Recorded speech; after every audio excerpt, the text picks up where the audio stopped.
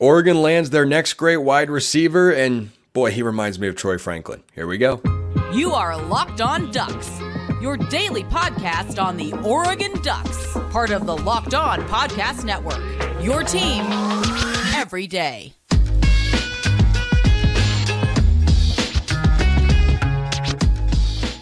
Yes, it is that time once again for Locked On Ducks. I'm your host, Spencer McLaughlin. Thank you so much for making this your first listen or your first view of the day. Part of the Locked On Podcast Network, your team every day, and your number one source to stay up to date with the Ducks. If you have not already, please like, comment, subscribe, rate, and review wherever you listen to or watch this show, which today is brought to you by LinkedIn.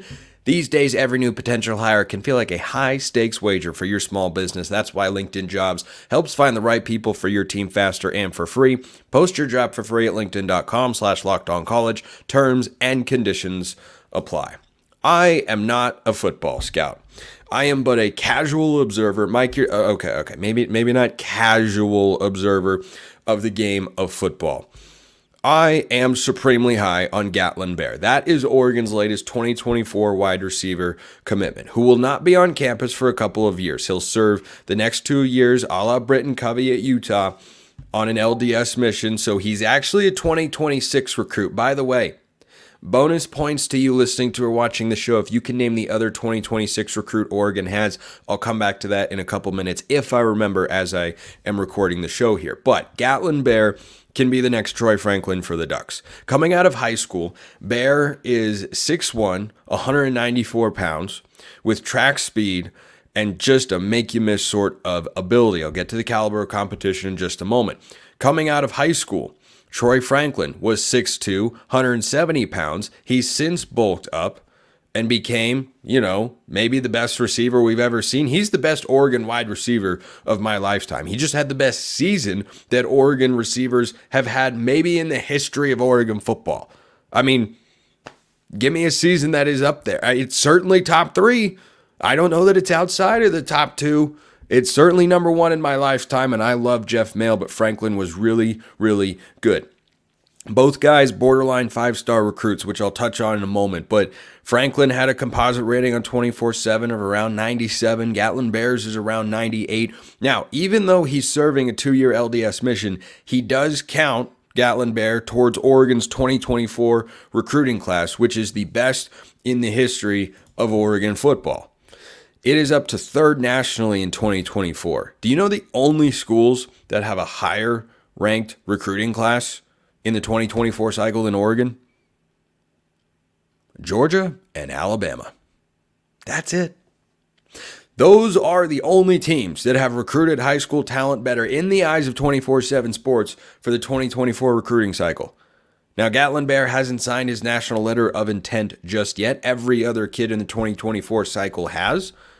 But this is going to happen because Oregon was going at it with Michigan to get Gatlin Bair, and Gatlin Bair chooses Oregon after John Harbaugh and Jay Harbaugh go to the NFL to coach our boy Justin Herbert with the Chargers. Lots of good news here for the Ducks. Why do I feel he can be the next Troy Franklin? It's not just that they are a similar size, but when I think about Troy Franklin, when I think about what made him such a great receiver, the biggest thing he had was high-end speed and a great ability to push the ball vertically down the field, make some contested catches, yes, but man, was Troy Franklin good after the catch. Think about that game against USC earlier this year. Franklin only caught 2 passes in that game.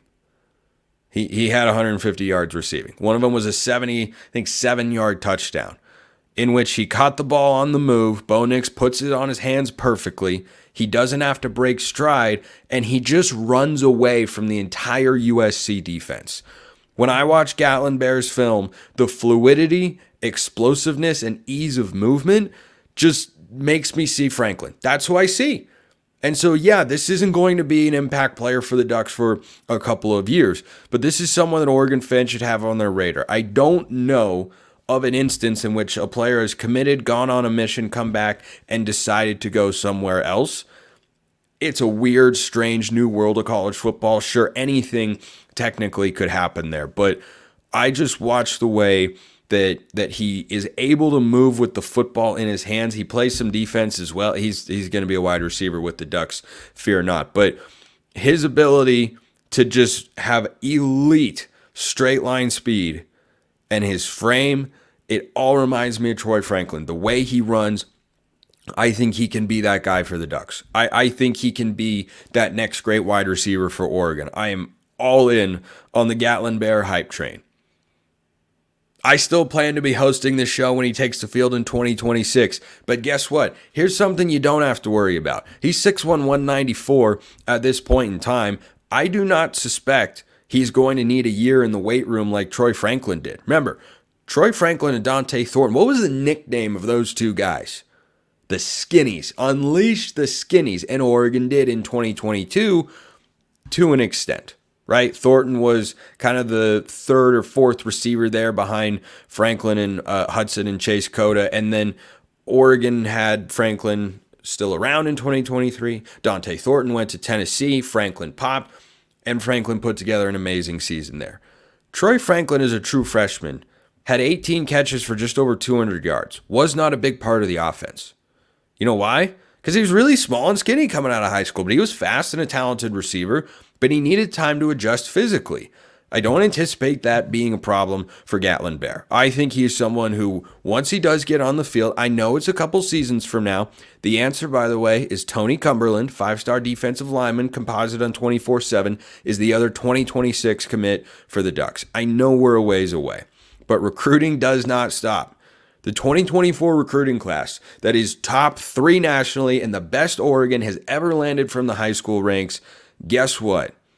They didn't start recruiting it in December 2023. It started a long ways before that. You got to make offers. You got to take visits. You got to go see kids play. You got to talk to coaches and parents and everything like that. And for Oregon to have this guy locked down, I think it is a great thing for the Ducks. A testament to the staff. Yep, their ability to, have been in the final 2 is kind of what, pushes them over the top here in terms of how good it looks for them as a recruiting staff. Because once Jay and John Harbaugh left, Jim and Jay Harbaugh, all Jay's sons in the Harbaugh family. Okay, anyway, so once Jim and Jay Harbaugh left, it was going to be Oregon. It is Oregon. And yeah, this guy comes from Burley, Idaho. They are not playing Mater Dei and St. John Bosco or Duncanville in Texas or anything like that. But I think for the Ducks, this is just a guy that when you watch his film and his highlights, he has a unique level of speed and athleticism that just makes you go, if he's got the right quarterback, he's going to be a big-time part of the Oregon offense one day. I firmly believe that. And I've liked the film of a lot of guys whose highlight reels I've seen. But when I watch his, sure, it's against a slightly lower level of competition, but I don't know how much faster or more explosive you can look. He looks like he's already year 2 Troy Franklin. That's what he looks like to me. He doesn't have to make as many contested catches. That'll be the biggest area of growth for him because normally he's just running away from guys out there playing high school football in the state of Idaho. Okay, that's something for him to improve upon. Everyone's got something to improve upon. He'll be older. He'll be more mature. He'll be physically ready to make an impact in a couple of years. I love this addition for the Ducks. Get me to 2026. I'm kidding. I'm really excited for 2024. But a fun question to ponder, who's this quarterback going to be?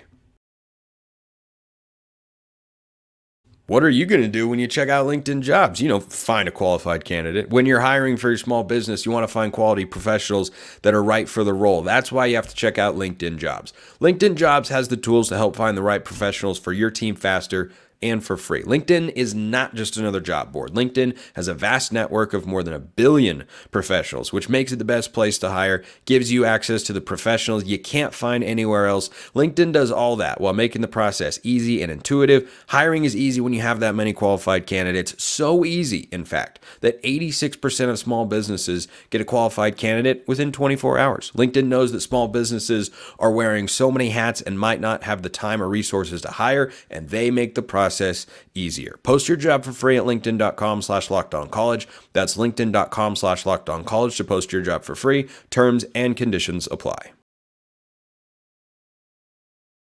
Don't worry, people on YouTube. Just because you didn't see it didn't mean it didn't happen. I'm, of course, referring to the second segment. So, who will Oregon's quarterback be in 2026? Kind of an interesting question because there are several options. Because Dante Moore could be there. Austin Novosad could be the starter. Could be Luke Moga. Could be Achilles Smith Jr. Could be, dun, dun, dun, a transfer. I know. What a shocking concept in today's world of college football. I don't know who it's going to be. What I do know is that Gatlin Bair can be a number one wide receiver for whomever that is. And that is a great thing to be able to say if you're the Ducks. I think he's got that sort of potential.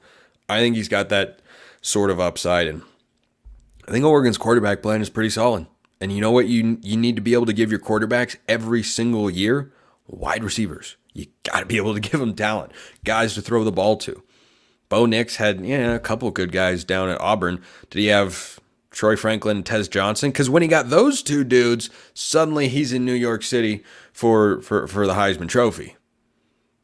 It matters a great deal, and I like where Oregon's at in that particular realm. So leave your comments below YouTube or hit me up on X, formerly known as Twitter, at @SMcLaughlinCFB or at Locked On Ducks. DMs and mentions are wide open. So you can also get priority access to the mailbag. Everything I just laid out, you can get in the mailbag over there. If you want priority access, you can talk with me one-on-one, get my instant thoughts to breaking news, and stay in touch with everything going on with Oregon. You can go join the flock over at SUBTEXT, free 14-day trial. Then it's just $5 a month, but it's not a requirement. Absolutely not. This show remains free and available wherever you're listening to or watching it right now. This question from Bud. It's abundantly clear, due to NIL, the transfer portal, and the abject lack of governance in college football today, that the stress on football coaches has risen dramatically. This is a great point. Given that, is the recent success of Oregon football sustainable over the long term? Your thoughts? As sustainable as it is for any other program in the entire country, because Dan Lanning has got all of the fundamentals, everything that you need to build a winner no matter what takes place. Oregon has got NIL coffers that are well stocked. If we move into a world, and I talk about this today over at Locked On College Football, you can check it out if you would like, but I'll briefly summarize here. There is a growing possibility or sense that players are going to be treated as employees rather than as students. And if that adaptation were to be required, I have no doubts about Oregon's ability to adapt to that new environment, to have the money, to be willing to change, to be at the cutting edge, to be at the forefront, to be adaptable to an evolving landscape. They always have been before, and Lanning is included in that. Because Lanning came in right when the portal started and NIL took off. And is Oregon behind in either one? No. They're ahead of most everybody else in both of those departments. And Dan Lanning gets credit for that. And so do people like Phil Knight and donors and alumni and everybody that's involved with NIL and collectives and such. But you have some head coaches, Dabo Swinney, that actively push back on such measures. We're not going to do this. We're not playing all in. I'm not going to ask people for this sort of money or that. We're going to make it work. Lanning says, what do we need to do to win? We got to raise money to give to the guys who are talented enough to help us win championships. Okay, let's raise the money. We got to go get guys via the portal and maybe sacrifice a promising high school recruit to the portal as a result. Okay, whatever we have to do to win, right? He feels that Brandon Johnson, he and the staff, I should say, coming over from Duke, is a better guy to have in the nickel position than Cole Martin in 2024. That's probably why Martin transferred, because that's the position that Cole Martin likely would have played for the Ducks. I thought he could have had a role. I think Cole Martin's a really good football player. They like Brandon Johnson more. So Oregon has been willing to do everything possible to win.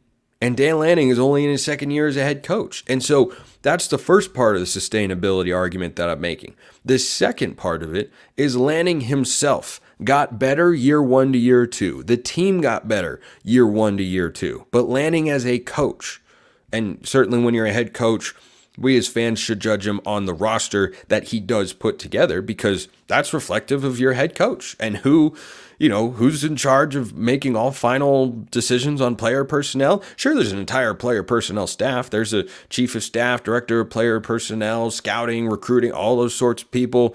But guess who they run their proposals by, or their ideas by, or their players by? Dan Lanning, the head coach. So the roster getting better makes me think he understands what he's looking for, what he wants to run in his scheme, who can maximize the talent in those situations. And then you look at him as a football coach. Oregon blew a couple of games in 2022. Oregon State game, embarrassing. No other way to see it. Did anything like that happen in 2023? Not like that. Yep, they lost a couple of close games to Washington. But guess what? There's a difference between getting out-coached by a guy who's coached over 110 games in his career and won 102 of them. He's like 102 and 14, now 15 maybe with the national championship loss, whatever it is. And Dan Lanning growing personally.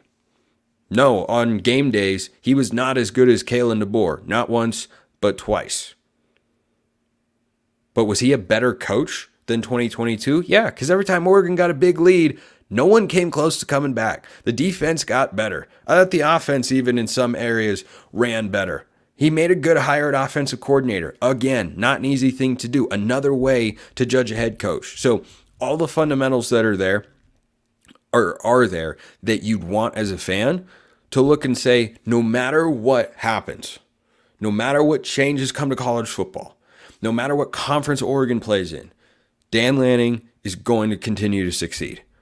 Talent acquisition, coaching, running a solid program, like everything is there. It's all there, and I've got the utmost confidence and faith in him, and you should too. Next question here from Monica. Thanks, Spencer, for your show. You're very welcome. Thank you for tuning in. Your thoughts on whether or not / how much the new quarterback will be practicing with his receivers on their own time, the way Bo Nix and Troy Franklin did to perfect and get in sync with one another. Also, why does T-Ferg get the ball and not Justin Herbert, at least significantly less than T-Ferg? Thank you. Go Ducks. I think you mean Patrick Herbert, not Justin Herbert. Justin Herbert, of course, quarterback of the Chargers. But the reason T-Ferg gets the ball over Patrick Herbert simply is that T-Ferg is ahead of him on the depth chart. But the question I know that you're getting at here, as I move past my facetious response, is why? Why is Terence Ferguson ahead of Patrick Herbert on the depth chart? First of all, it's not as if Herbert was a non-contributor for the Ducks this past season. I think he did a really good job, and you need to have, a number 2 tight end's basically a starter, right? That's like saying your number 2 receiver is not a starter. Like, no, he is. He absolutely is, right? Tez Johnson was not Oregon's number 1 receiver this year, but he was a number 2, and that's really important. When you get to number 3, that's when the differences come out between, tight end and wide receiver. Like, your number 3 tight end, not as important as your number 3 receiver, but your number 2 tight end has to be a good player, and Patrick Herbert absolutely is. I haven't clocked their 40 times recently. I'd be willing to venture a guess that T-Ferg is probably a little bit better along those lines, but I think that what really separates Terence Ferguson, why he's Oregon's number 1 tight end, and why I'm so happy to have him back, I've been a part of the T-Ferg fan club for the last couple of years. I think he'll be a good NFL tight end. I think blocking is a part of it. T-Ferg is better, and that's 50% of what you do as a tight end is blocking. I also think he's demonstrated a stronger ability to make contested catches. So 2 of T-Ferg's plays, well, 3 of them, one of them I block out because Oregon lost. It was in the Pac-12 championship game that I see him making regularly, that I don't, Herbert doesn't necessarily get the chance to make these plays as often, but I think there's a reason. 3 plays from last year. First one, touchdown against Stanford. That's an NFL catch. It's the play action. Bo Nix hides the ball. T-Ferg's basically the only option on the play, and he catches the ball above his helmet. The DB's trying to punch it out, and his hands are so good and so strong, he just hangs on to it as he goes to the ground. That's one example. The Utah play, it was a 3rd and, I think, 7. T-Ferg runs a corner route. Bo Nix has to throw it behind him a little bit because of where the coverage was. They had a DB underneath and over the top, and Bo Nix was sandwiching the ball in between the two, and he layers it perfectly, and T-Ferg reaches behind him, snares the ball, takes a hit, and still holds on. And the third one's the Pac-12 championship game, the fake quarterback power, tight end release, and he goes to the corner of the end zone, he reaches out, and he snares it with one hand. It's not that Patrick Herbert isn't a good football player. I just don't see him making those sorts of plays, and I think he's the number 2 guy primarily because of the pass-catching component. I think blocking is also an element too. That is not a jab at Patrick Herbert. He is a good tight end. He has been a good player for the Ducks, and he will be again in 2024. T. Ferguson's just better. Those are the reasons why, and I think that's Oregon's depth chart pretty clearly going into next season. Why did I sigh there or take a breath? Because we're going to talk about hoops, and I got to compose myself. You got to contain yourself when you go to FanDuel because there's so much stuff to bet over at FanDuel, America's #1 sports book. The Super Bowl's here. If you're like me, Super Bowl Sunday is all about scoring the best seat on the couch, grabbing your favorite football snacks, and placing some super bets. FanDuel has so many ways for you to end the season with a W or 2 or 3 or 4 or 5, however many you can muster up. Not only can you bet on who will win Super Bowl 58, I like the 49ers, but FanDuel also has bets for which players will score a touchdown, how many points will be scored, and so much more. New customers join today and you'll get $200 in bonus bets if your first bet of $5 or more wins. That's it. Just join FanDuel.com/lockedon to sign up. That's FanDuel.com/lockedon. Make every moment more with FanDuel, an official sportsbook partner of the NFL. Your audio is not broken. I'm just trying to find the right way to vent my frustration here. So Oregon had its worst loss of the year on Saturday, bar none. UCLA has been playing better basketball. Yes, that is an objective fact. That was a game that Oregon could not afford to lose, and they lost.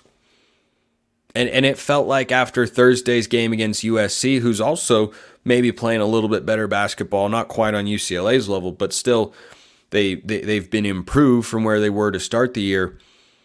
Oregon played very well against the Trojans, and they played just as poorly against UCLA. There was an extenuating circumstance in this game that caused Oregon to get off to a slow start. And I think it's legitimate. Dane Altman would never say, it was a reason. He'd say it's an excuse. That's what you should say as a head coach. And that's how players should be thinking.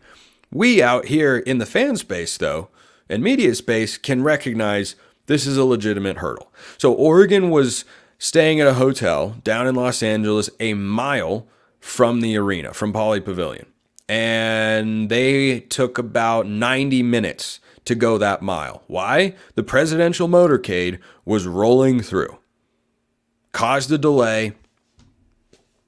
Happens. Turns out the president has to travel with a lot of security. That's the way things are. And so Oregon is thrown out of rhythm. Game, I think, started a little bit late. And the Ducks are down 18 points. They scored 5 points in the first 8 minutes of action. Horrific start. And I didn't know about the presidential motorcade element at first till I got back from the Southern Utah broadcast. Thunderbirds won, by the way. Thanks for asking. And then I heard that and thought, okay, that stinks. Got to be able to overcome it. An NCAA tournament caliber team can overcome it. And Oregon is not. That's not how they're playing right now. They're capable of playing at that level. Let me make that clear. They're not. You just can't lose that game. Well, Spencer, you said it's a valid point to, have a slow start. Yeah, it was. And guess what? They did everything they needed to. They played like an NCAA tournament team for the first half. And then they lost themselves in the second half. So that hurdle that they had to get over was for the first half. It was going to take you longer to get in a rhythm. You were in a different headspace. The other team was starting faster. You were on the bus for way too long.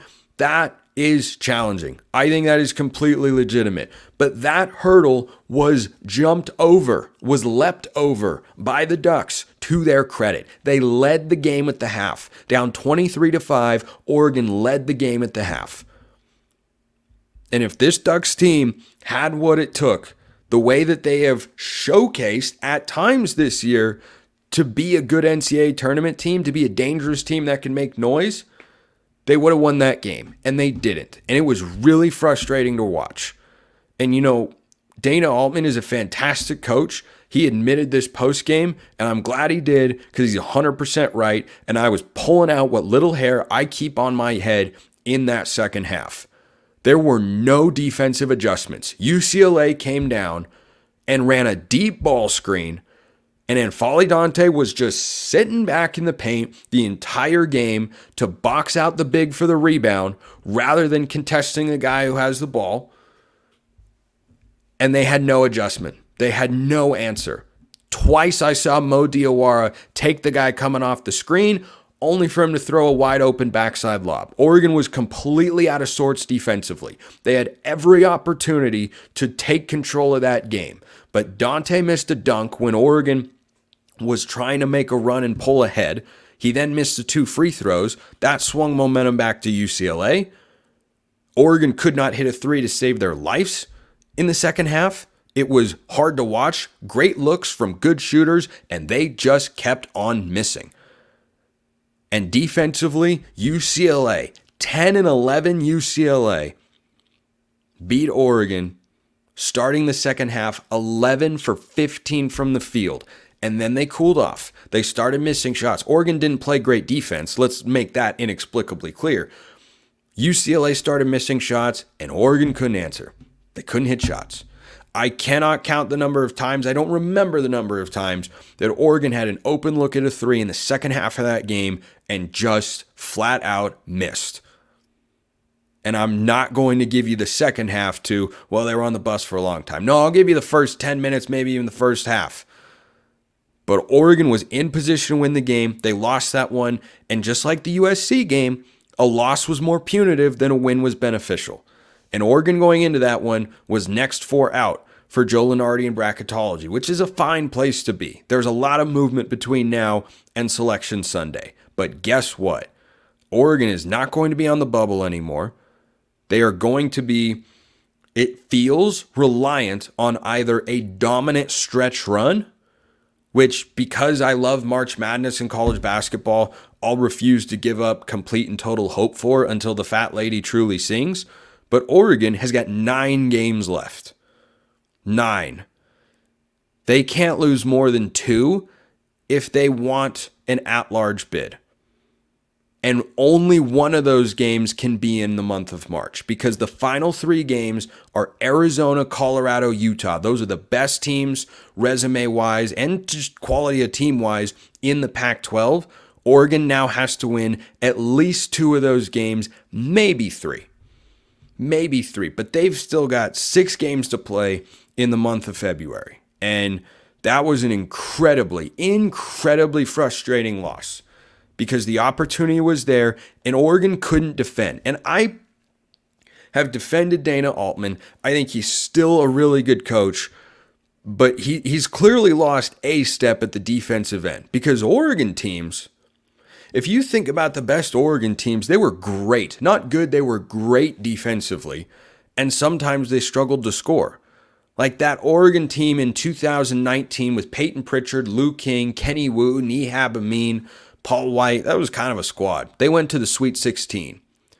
They lost to Virginia in the Sweet 16, the eventual national champions, with both teams scoring in the 50s. That's what Oregon used to be defensively, and that's why that game was so frustrating and why this season has now become really frustrating. Oregon does not defend anymore, and I don't have the answer as to why. I don't, but I'm looking at the results and saying they're not good enough. And in Oregon's bad games this year, they can't win games with defense anymore. They have to be able to score. It's a frustrating thing. And I don't think it's overstating things to say if the Ducks do not find a way to make the NCAA tournament and they're in the NIT for a 3rd straight year, we could have a new men's basketball coach next year. Whether that would be originating from Dana Altman or from the Oregon Athletic Department, I do not know. But this is a program that Dana Altman showed us can be a regular Sweet 16 appearance team. They made, 3 and 4 years had a run to the Final Four. They had a back-to-back season of Elite Eight and then Final Four. That's what they're capable of being. 3 straight years missing the tournament. That's a question that can fairly be asked if that's the case. It's not over yet. I know this sounds all negative. It's not over. Oregon could still go on a heater of a run. They started Pac-12 play 5-0. If they win their next 5 games, and really they need to win their next 6, but if they are able to do that, Washington State is a quality win. If they win every game in the month of February and then 2 of their final 3, they could have a chance. But right now, feels like Pac-12 tournament or bust, which really, really stinks. And the lack of defense is just infuriating to watch. UCLA ran the same concept, the same play, the same sequence over and over. I can't even count how many open mid-range jumpers they had, and they knocked them down to their credit. Oregon deserved to lose the game, and they did. Appreciate everyone listening. I'll see you next time. Have a wonderful rest of your day, and go Ducks.